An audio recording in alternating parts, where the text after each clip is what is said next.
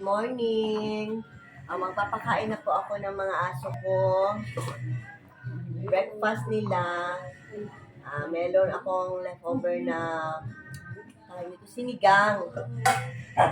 Ayun, yun ang pinaulam ko. Dinagdagan ko na lang ng corn beef.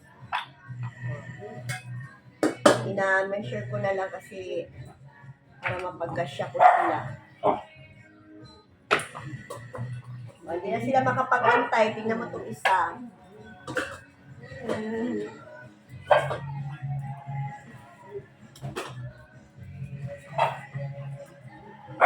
Kulang pa po ito. Bali, 13 ang aking aso.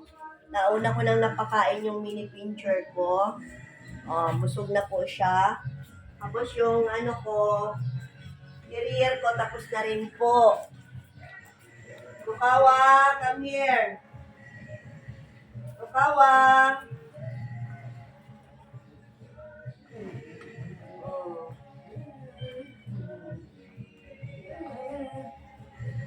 Ito ang nila para mabusog sila. Masarap maubos din nila. Wait lang. Marami pa po akong pinapakain ng stray dog.